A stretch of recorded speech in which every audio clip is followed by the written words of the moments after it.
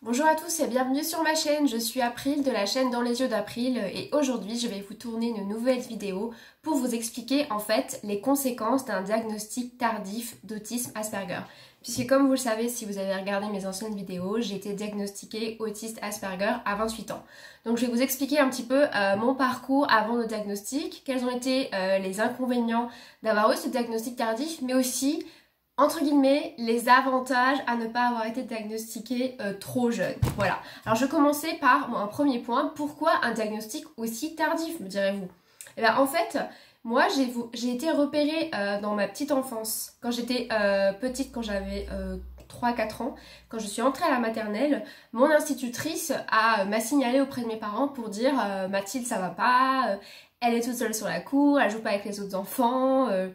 En plus j'étais très anxieuse à l'idée d'aller à l'école, j'étais pas autonome, j'arrivais pas à m'habiller toute seule, à lasser mes chaussures toute seule, merci à la dyspraxie, voilà, donc il y avait quand même bon, des petits soucis, donc des soucis moteurs, des soucis d'anxiété, des soucis d'intégration sociale. Donc j'ai quand même été signalée par mon institutrice et j'ai été au CAMS.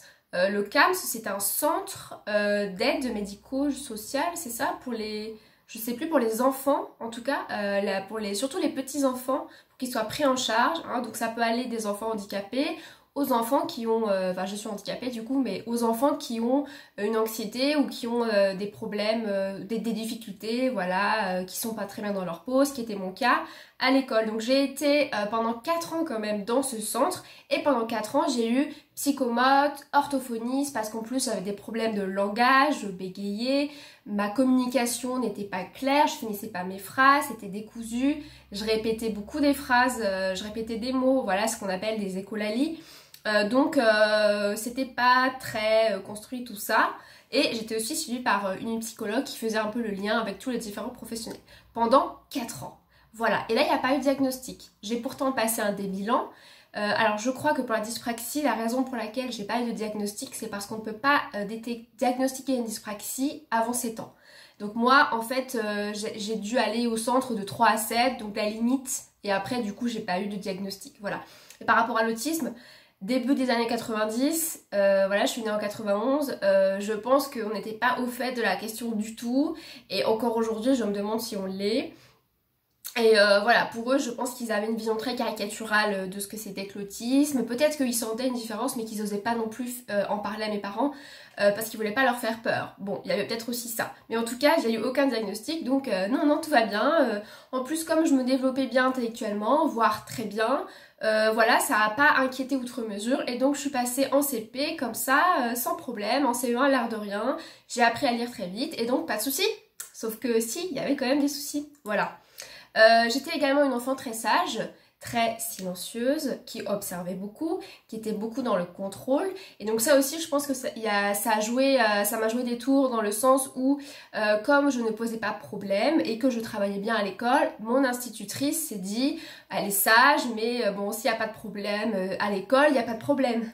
Sauf que là encore, une enfant qui est trop sage, une enfant qui ne parle jamais, une enfant qui n'a pas de vie, qui ne bouge pas, qui ne parle pas avec ses petits camarades, qui n'a pas des instants où elle est inattentive, où elle fait un peu des bêtises comme tous les enfants de son âge, ce n'est pas normal. Voilà. Et en plus, elle me valorisait, alors les instituteurs de mon école primaire me valorisaient en classe et au self parce que j'étais tellement sage et qu'il fallait prendre exemple sur moi. Oui, mais ce n'était pas normal, c'était même un peu inquiétant que je sois si sage et la vérité c'est que j'étais terrorisée et que je me tenais à carreau pour pas qu'on m'embête parce que j'avais super peur, voilà, que je comprenais pas, que le monde me paraissait tellement confus et inquiétant que voilà, ma stratégie à moi c'était de disparaître. C'est ça, d'être invisible. Donc voilà pourquoi aussi je n'ai pas été diagnostiquée parce qu'en fait je n'étais pas du tout mise en avant et donc comme je ne me suis pas montrée moi-même, on n'a pas vu aussi mes spécificités, mes caractéristiques. Voilà, ça ne s'est pas vu parce que je me suis complètement éteinte. Voilà, malheureusement. Bon, ensuite, l'autre point qui fait que j'ai eu un diagnostic aussi tardif, c'est que moi-même, je ne me rendais pas compte que j'étais différente en fait. J'avais quand même une intuition enfouie en moi parce que j'avais vécu petite du rejet, j'avais vécu de la solitude, j'avais senti la honte que j'inspirais aux adultes, à mes parents notamment. J'avais senti que je leur foutais la honte, qu'ils comprenaient pas pourquoi j'étais bizarre, que quand ma mère m'avait amenée au CAMS, elle avait cru que j'étais une enfant déficiente et que ça lui avait fait très très peur. Donc tout ça, je l'ai senti. Mais ensuite, si vous voulez, j'ai quand même eu des amis, je me suis quand même fondue dans la masse. Mais ces amis, là encore, hein, si on décortique, d'ailleurs j'ai des amis du collège hein, qui m'ont dit après, oui, on jouait ensemble, mais tu étais lointaine. Ah, j'étais lointaine, d'accord, alors qu'est-ce que ça veut dire? Bah oui, parce qu'en fait, oui, je prenais sur moi et j'étais pas vraiment totalement connectée à moi-même. Donc effectivement, j'étais lointaine. Et puis en plus, j'essayais de reproduire sans doute... bah voilà, des attitudes, des jeux que j'avais vus, que j'avais observés pour m'intégrer, mais que c'était pas vraiment ce dont moi j'avais envie, ce qui moi me correspondait. Voilà. Ensuite, le troisième point, c'est que j'ai pas eu de grosses difficultés. Ok, j'ai fait ma scolarité normalement, d'accord, mais l'anxiété, on en parle. J'ai quand même fait un scanner, enfin une IRM à 7 ans parce que je me plaignais de maux de tête. J'ai eu des angoisses terribles le dimanche soir. Moi j'ai eu le blues du dimanche soir, mais moi mon blues il commençait le dimanche matin, voire même le samedi soir. C'était terrible, je pleurais, j'en mets pas de la nuit parce que le lundi j'avais dicté en CM1 et que ça me stressait, etc. etc. J'avais cette anxiété liée à la performance, liée à mon perfectionnisme. À 10 ans, je faisais déjà des cauchemars par rapport au bac. Voilà, donc j'étais une enfant hyper anxieuse, voilà. Et là encore, ça aurait dû alerter mes parents, les instits, mais les instits, bon, comme j'étais éteinte, ils s'en rendaient pas compte, les médecins, parce que du coup, j'allais beaucoup chez le médecin, notamment au lycée et puis études supérieures. J'avais tout le temps des maux d'estomac, mal à la tête, mal au dos, j'avais des symptômes somatiques évidents qui traduisaient évidemment une anxiété qui n'était pas normale, qu'on devait questionner, mais non. On n'a pas questionné, on m'a donné les médicaments et puis voilà, le truc était réglé. On a mis un pansement sur la plaie qui n'était pas cicatrisée, qui était toujours ouverte et infectée. Voilà, donc anxiété plus et puis hyper contrôle. Voilà, mais là encore, ça ne se voyait pas parce que ça passait comme si j'étais très sage et comme si j'étais très concentrée parce que je regardais droit devant moi le tableau. Et donc le professeur croyait que j'étais très très attentive, alors qu'en réalité, moi j'étais pas là, j'étais partie très très loin dans mon imaginaire et je n'écoutais pas du tout ce que disait le prof. Mais le prof pensait que si, voilà ce qui est assez drôle, parce qu'en fait j'ai des problèmes d'attention, alors qu'on a toujours dit le contraire, voilà, donc c'est un peu ironique. Voilà, et ensuite pourquoi je n'ai pas eu de diagnostic? Aussi parce que j'ai rencontré sur mon chemin toujours des personnes un peu comme moi, donc un peu neuroatypiques, hein, pas forcément autistes, mais en tout cas neuroatypiques. Donc du coup ça passait comme ça passait crème parce que j'avais toujours des amis originales, un peu décalées, un peu artistes, mais qui s'assumaient elles, alors que moi je ne m'assumais pas, voilà. Donc du coup je me cachais un peu derrière elles et en même temps je me reconnaissais à travers leur décalage, leur originalité et donc ça me faisait me sentir à peu près bien dans ma peau, voilà. Donc j'ai pas eu une scolarité où j'étais isolée, rejetée, malmenée par tout le monde. Non, moi ça s'est plutôt bien passé, plutôt, hein, parce que l'anxiété, voilà, c'était dur. Et ces personnes-là, je les ai rencontrées jusqu'à ce que j'arrive dans le milieu professionnel. Et là, je sais pas ce qui s'est passé. J'ai commencé ma carrière dans l'enseignement et j'ai pas rencontré des personnes comme moi. J'ai eu l'impression de rencontrer des personnes, vraiment des extraterrestres, des aliens, et que moi j'étais sur une autre planète. Enfin ou eux, c'était eux peut-être qui étaient sur leur planète et moi j'étais sur la mienne, mais on venait pas de la même planète, ça c'est clair. Et donc comme cette fois-là, je n'ai pas rencontré de personnes un peu décalées, un peu originales qui me ressemblaient, ou peut-être que je les ai pas vues, aussi, c'est possible, hein. Peut-être qu'on n'a pas réussi à se trouver, à se rencontrer, bah du coup là j'ai vraiment vu qu'il y avait quelque chose qui n'allait pas du tout. Voilà, là je me suis pris de plein fouet, du coup le rejet, la stigmatisation, l'agressivité, tu fais pas comme tout le monde et c'est mal, voilà, donc de plein fouet, plus les règles du monde du travail qui me paraissent absurdes. Plus tout ce système, plus la hiérarchie, l'hypocrisie du monde du travail, en fait, c'est là où ça a complètement explosé. Donc, fatigue, anxiété, et puis burn-out, et puis arrêt maladie, et puis test et diagnostic. Voilà. Alors qu'est-ce que ça aurait changé en fait si j'avais été diagnostiquée autiste enfant? On peut se poser cette question, voilà, et c'est important aujourd'hui pour les enfants qui sont diagnostiqués ou ceux qui sont en voie d'être diagnostiqués ou les parents qui se posent des questions parce que vraiment je pense qu'aujourd'hui on est assez mature, la société est assez mature pour comprendre et faire des aménagements et aider ces enfants alors que dans les années 90 c'était pas le même contexte. Je pense que c'était encore tais-toi, arrête de bouger, fais ce qu'on te dit. Et que maintenant, on est beaucoup plus à l'écoute de l'enfant. Trop parfois, donc ça a ses côtés négatifs. Mais le point positif, c'est que du coup, l'enfant avec ses particularités peut exister. Voilà. Alors si j'avais eu un diagnostic enfant, j'aurais pu bénéficier d'aménagement par exemple. Voire d'aide par rapport à ma dyspraxie. J'aurais pu peut-être avoir un temps aménagé, je sais plus comment ça s'appelle. J'aurais pu bénéficier d'une AVS pour écrire mes leçons. Alors je me rappelle pas si j'avais des soucis d'écriture, mais à mon avis oui, parce que encore aujourd'hui je trouve que j'écris très mal, donc je pense que ça devait se voir.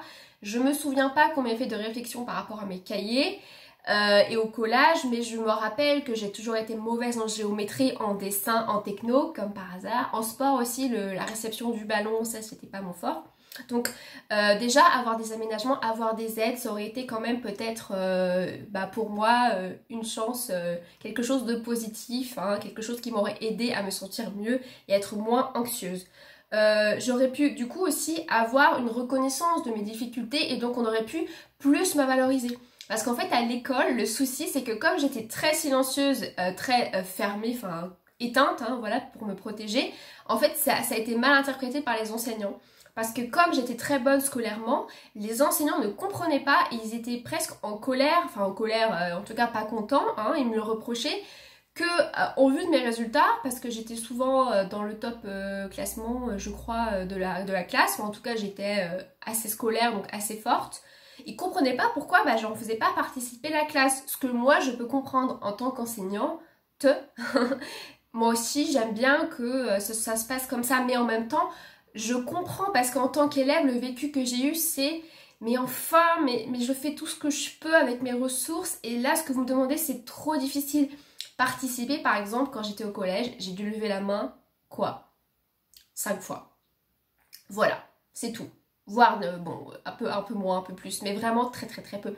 Parce que j'avais tellement peu confiance en moi, parce que j'étais tellement angoissée, donc ça aussi, ça aurait peut-être pu se lever avec un diagnostic et des aménagements, mais aussi parce que je pense que mon fonctionnement faisait que non, c'était pas possible, c'était trop spontané, ça allait trop vite, il y avait trop d'informations, la parole telle qu'elle est conçue dans une classe, le cours dialogué, je pense que pour des personnes neuroatypiques très sensibles et très anxieuses, ce n'est pas... ça ne convient pas, voilà. Et donc moi du coup ça m'a renvoyé un sentiment d'échec, hein, parce que bon moi je faisais tout ce que je pouvais, j'étais vraiment au top niveau à chaque fois, enfin en tout cas au top de mes capacités, de ma volonté, de tout. J'étais au top, mais je pouvais pas plus. Et là les enseignants, en fait s'ils avaient su que j'avais ces difficultés là, ils auraient pu comprendre et donc me valoriser aussi. Alors je trouve qu'on valorise pas assez les élèves, je trouve qu'on est beaucoup dans la critique et pas assez dans le compliment, c'est vraiment le problème en France et dans l'éducation, dans le système éducatif français.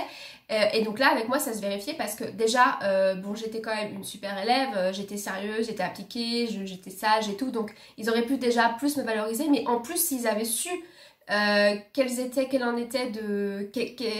mes difficultés, alors là ils auraient dû voir... pas me porter au nu, mais en tout cas m'encourager et être avec moi.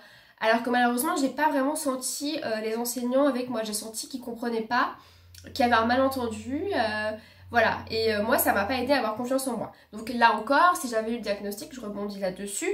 Évidemment que j'aurais eu une meilleure estime de moi-même. Parce que quand on sait pas que parce que on a des difficultés, c'est pas de notre faute, c'est lié à notre fonctionnement, tant qu'on sait pas ça, et bien évidemment qu'on culpabilise, qu'on s'en veut, surtout quand on est perfectionniste comme moi et aussi bien intentionné et aussi sérieuse et battante. Bien sûr qu'on se dit c'est notre faute puisque il n'y a pas de preuve que c'est quelque chose qui vient de quelque chose de différent. C'est pour ça aussi que c'est important d'être diagnostiqué, je le disais dans une autre vidéo. Tant qu'on on nous dit pas parfois si vous passez du coq à l'âne, parfois si vous n'arrivez pas à changer d'activité, c'est pas de votre faute. C'est les fonctions exécutives qui déraillent. Tant qu'on ne dit pas ça, et ben on se dit pourquoi j'y arrive pas, je devrais y arriver, c'est ma faute, je fais pas assez d'efforts, etc. etc. Donc imaginez auto-flagellation en permanence, estime personnelle, moins.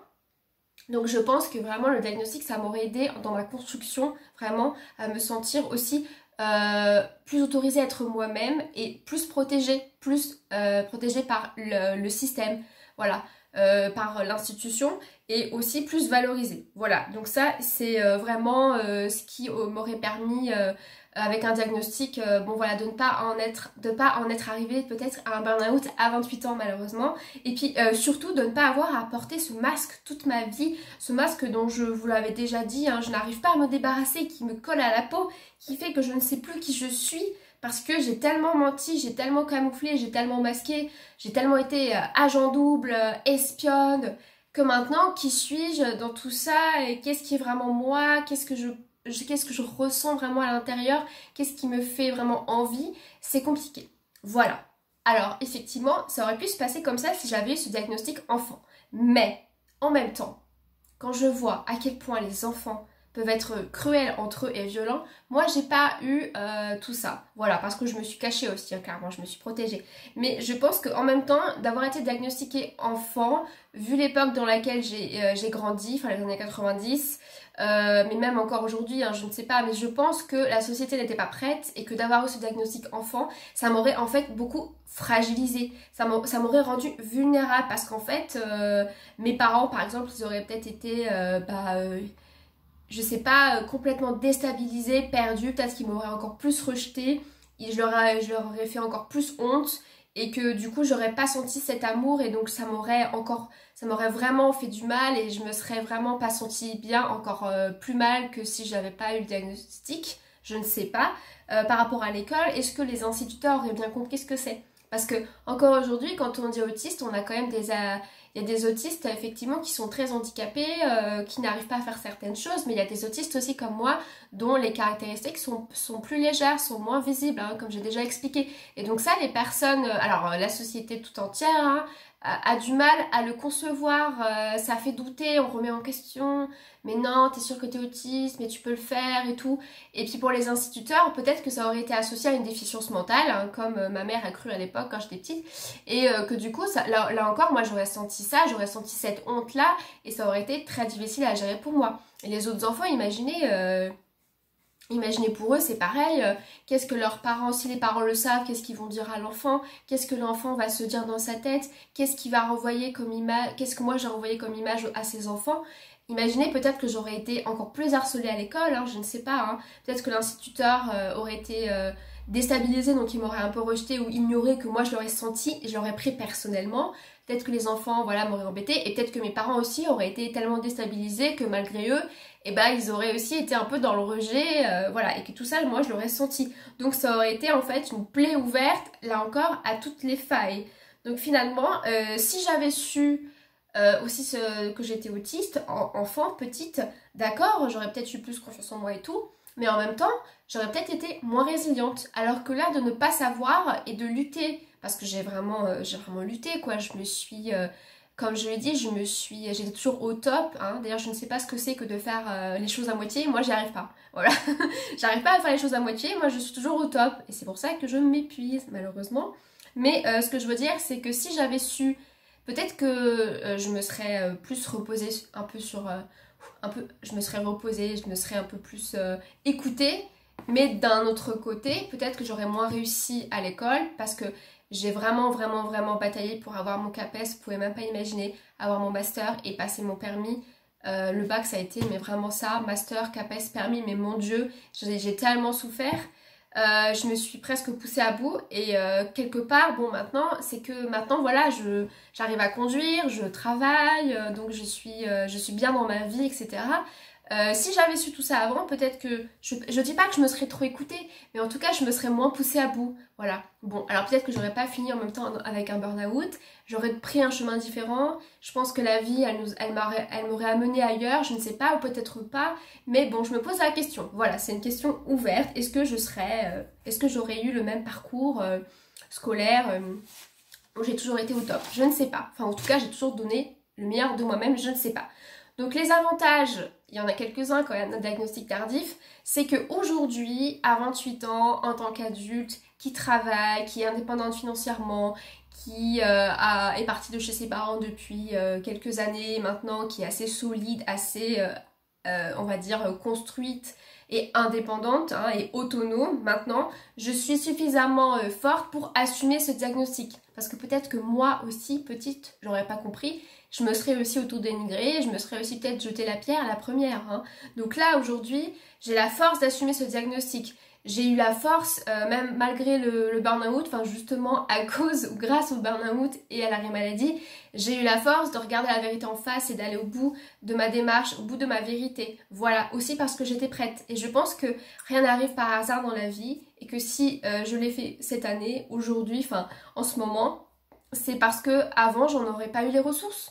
Parce que voilà, avant il fallait passer son permis, avant il fallait réussir ses études, il fallait avoir son concours pour avoir un travail, pour être indépendante, pour partir de chez mes parents, pour construire ma vie. Et ça c'était dans ma pyramide là, c'était les essentiels. Et après le fonctionnement, qui je suis, quelles sont mes aspirations, enfin je veux dire comment je me sens vraiment à l'intérieur, ça passait après. Hein. Je me suis un petit peu mise de côté pour réussir tout ça, pour faire le grand chelem. Donc voilà. C'est ça les avantages, c'est que j'ai aussi le courage de regarder en arrière aujourd'hui et de comprendre et de réparer cette petite fille et de consoler cette petite fille qui a eu très très peur, qui n'a pas compris, qui a été rejetée, qui s'est sentie exclue et qui a senti qu'elle provoquait de la honte chez les autres, qui est quand même un sentiment très difficile à gérer quand on est une enfant. Donc maintenant j'ai le courage aussi de regarder en arrière, d'analyser, de regarder en face ce qui s'est passé et de prendre l'ensemble de ma vie et vraiment de prendre ça tel qu'il s'est passé, comme ça s'est passé, de pas me raconter d'histoires comme j'ai pu faire avant pour me protéger, même par rapport à moi-même, d'arrêter de raconter des histoires par rapport à moi-même en me disant mais non, mais t'as été très très bien acceptée par tout le monde, rappelle-toi, t'étais hyper sociable.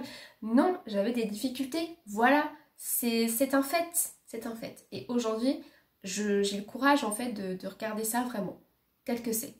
Voilà. Et puis aussi, oui, dernière chose, hein, je suis adulte et maintenant que, on va dire, je suis indépendante, etc. et que j'étais en arrêt, j'ai eu le temps de faire toutes ces démarches administratives. Alors déjà, les tests, ça prend un temps fou, ça prend une énergie phénoménale, j'en ai déjà parlé. Et ensuite, là, je suis en train de monter mon dossier MDPH, donc le combat continue. Voilà, et donc tout ça, j'aurais pas eu, je pense, les ressources de le faire plus jeune. Imaginez si j'avais été étudiante, là, non, c'était pas possible. Pas possible. Puis à ce moment-là, je n'avais aucune sécurité. Là, j'ai mon compagnon, j'ai mes amis, j'ai fait ma vie dans une autre région. Mais alors à l'époque, c'était pas du tout ça, j'en étais pas à ce point-là. J'étais très isolée, je m'en rendais pas compte, parce que je me voilais la face pour me protéger. Mais j'étais très isolée. Je me serais effondrée, personne m'aurait relevée. Donc c'est pour ça aussi que j'ai dû attendre. Voilà. Mais les conséquences en même temps de ce diagnostic trop tardif, à 28 ans quand même, hein, pas loin de la trentaine, c'est que encore aujourd'hui, je suis hyper anxieuse, hyper vigilante, je suis toujours sur le qui-vive, j'ai toujours peur, je vois des catastrophes partout, je crois qu'on appelle ça le stress post-traumatique, voilà, moi je pense que je l'ai, voilà, et donc parfois je me monte la tête toute seule aussi parce que je suis beaucoup dans le mental, je réfléchis beaucoup, mais je pense que d'avoir vécu toute ma vie avec ce fonctionnement-là, ça n'a pas aidé, et qu'aujourd'hui, pour retrouver une qualité de vie qui soit... voilà, qui soit sans angoisse, c'est très difficile pour moi, j'ai vraiment... J'essaie de faire du yoga, de la méditation, je fais des balades dans la forêt, mais bon, c'est un travail de longue haleine voilà, pour m'enlever cette anxiété, pour être dans l'ici et maintenant. Ils adorent les thérapeutes parler de ça, de l'ici et maintenant, voilà. Moi, je suis jamais dans l'ici et maintenant, hein, parce qu'en plus, moi, comme j'analyse tout, et que là, comme je suis dans une démarche de développement personnel, c'est encore pire, donc là, je réanalyse tout le passé, et puis je projette tout dans l'avenir, et le présent, parfois, j'oublie un petit peu.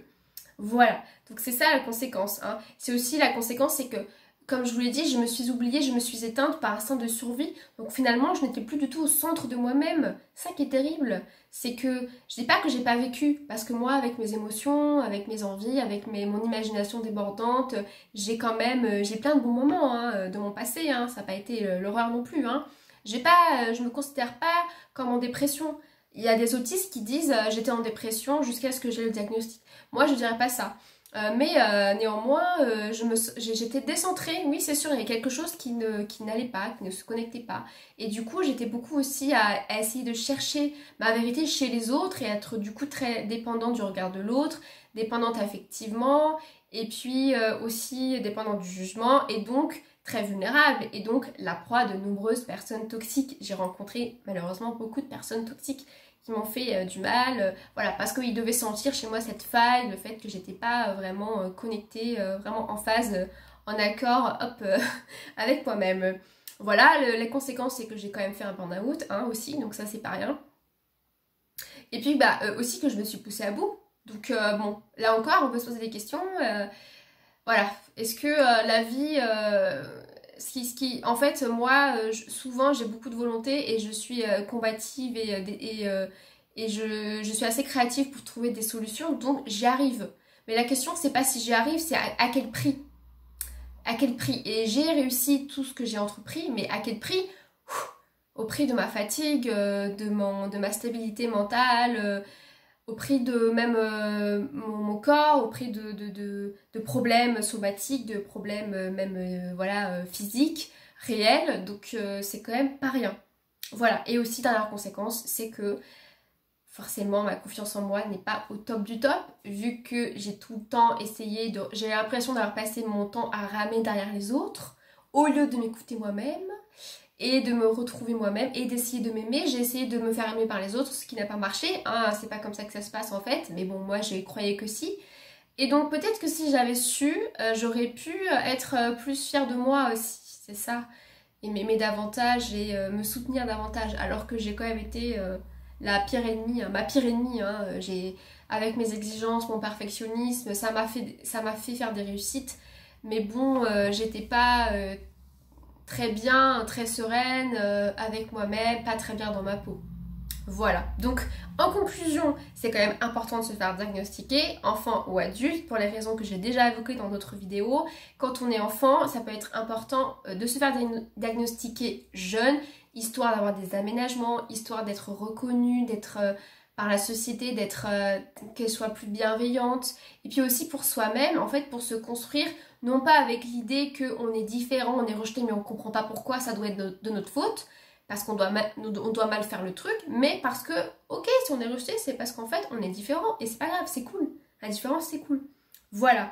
Donc, ça sert aussi à être à notre écoute, à son écoute, de se faire diagnostiquer. C'est que si on comprend qu'on est différent, que c'est pas de notre faute, c'est juste un fonctionnement différent, et bah du coup, ça va nous aider à être plus à l'écoute de nos besoins, même si nos besoins, même si nos envies, même si nos limites ne sont pas les mêmes que celles des autres. Et ça, c'est essentiel à comprendre.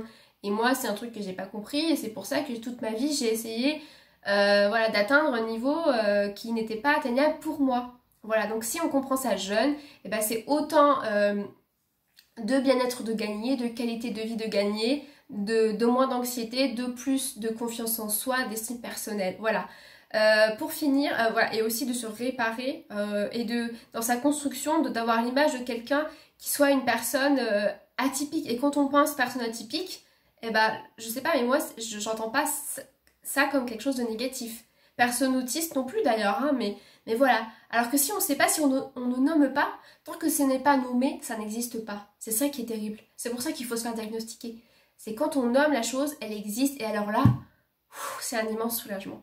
Voilà, alors après, bien sûr, il y a le regard des autres, il y a les parents peut-être, il y a l'école qui n'est pas encore trop au courant de la question, il y a la société. Mais bon, si on est solide, nous, si on est fort et si on est très aimé et bien entouré et tout par les professionnels, par la famille, ça ira, ça se passerait bien. Voilà, donc sachez que la différence est une richesse, la différence est une force, c'est vraiment ça mon message, et que soyez fiers de vous et osez être vous-même. Voilà, c'est hyper important. Et sur ce, je vous laisse et je vous dis à bientôt. Ciao, ciao!